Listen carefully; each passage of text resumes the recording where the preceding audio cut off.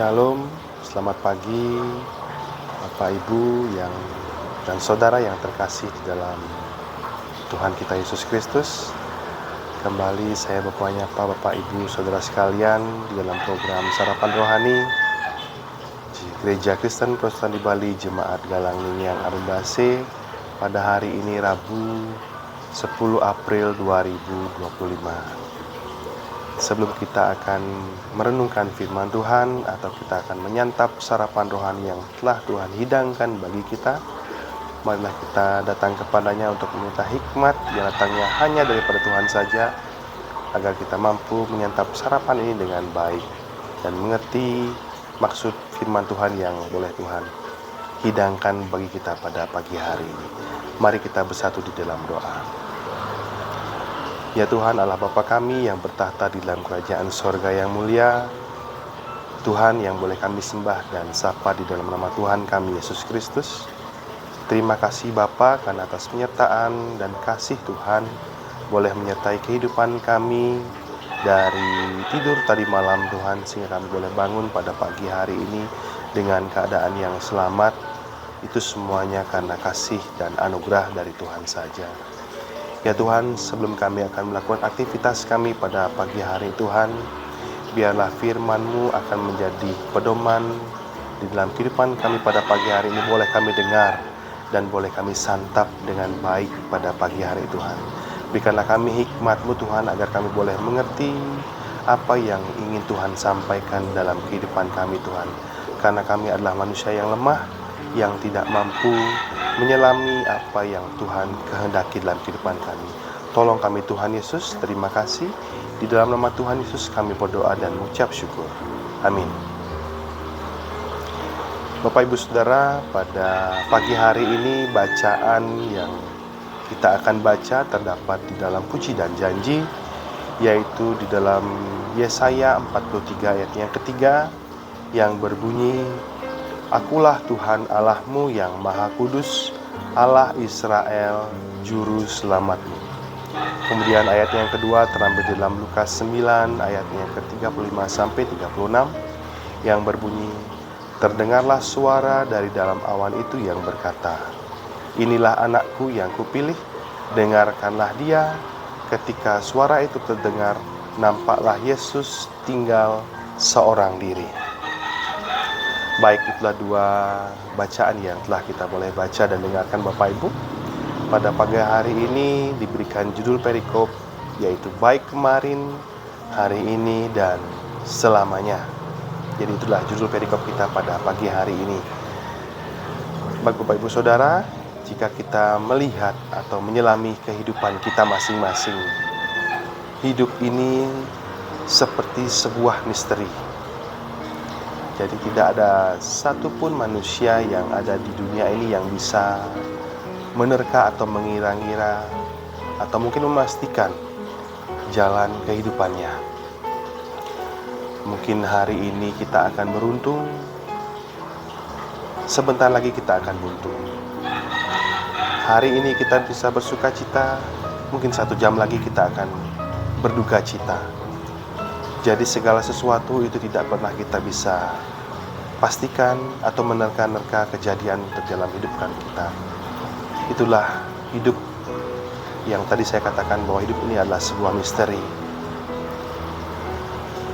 Inilah juga yang membuktikan bahwa musim kehidupan manusia yang teruslah berubah dan tak jarang membuat manusia hidup di dalam penuh ketakutan dan kekhawatiran untuk apa yang akan terjadi hari esok. Hal ini juga dahulu pernah dirasakan oleh bangsa Israel, bagaimana ketakutan yang mereka alami di dalam pembuangannya di Babel. Mereka hidup dalam ketidakpastian kapan semua penderitaan yang mereka alami itu akan berakhir. Di dalam situasi yang demikian, firman Tuhan boleh hadir di tengah-tengah mereka melalui Yesaya pada saat itu mengingatkan kembali akan satu pribadi yang tidak pernah berubah dan tetap memegang perjanjiannya sampai selama-lamanya. Demikian pula Allah menegaskan pernyataan dirinya di dalam diri Yesus Kristus. Inilah anakku, pilihanku, dengarkanlah dia. Kehadiran Yesus adalah kegenapan dari segala sesuatu yang telah dinubuatkan oleh para nabi. Peristiwa di atas mengajarkan kita untuk dapat memahami dan mengenal dengan benar siapa Tuhan kita. Ia adalah pribadi yang sama dari sejak dunia dijadikan sampai saat ini, bahkan sampai selama-lamanya. Kita memiliki Allah yang tidak pernah berubah. Oleh sebab itu kita bisa mempercayakan sepenuhnya kehidupan kita, 100% kehidupan kita kepadanya. Memang di dalam hidup ini ada banyak pengalaman dan peristiwa yang seolah berusaha untuk meredupkan harapan kita. Di dalam ketakutan dan kekhawatiran kita sering bertanya, kapankah kesusahan ini akan berakhir? Kapankah kesusahan ini akan berlalu dari dalam kehidupan kita? Namun kita perlu percaya dan kita tidak perlu lagi ragu terhadap janji Allah. Apabila bangsa Israel pernah ditolong dan dilepaskan dari perbudakan, maka saat ini juga Ia pasti sanggup menolong dan melepaskan kita dari segala ketidakpastian kehidupan kita.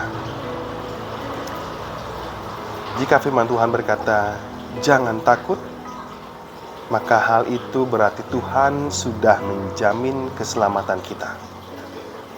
Karena perlindungan Tuhan nyata atas hidup kita. Tuhan mengenal siapa diri kita sebenarnya. Itu sebabnya Ia memanggil kita sesuai dengan nama kita. Karena kita adalah milik kepunyaannya. Allah memiliki rencana yang sempurna di dalam kehidupan kita. Pribadinya, kasih-Nya, keilahiannya adalah sama sejak dahulu, sekarang, sampai selama-lamanya. Maka percayakanlah seluruh kehidupan kita, seluruh kehidupanmu, dan seluruh kehidupan kita semua kepadanya. Tuhan Yesus pasti akan menyertai kehidupan kita. Amin, Bapak Ibu Saudara-saudara sekalian. Mari kita akan mengaminkan firman Tuhan dengan kita datang kembali kepadanya. Mari kita bersatu di dalam doa.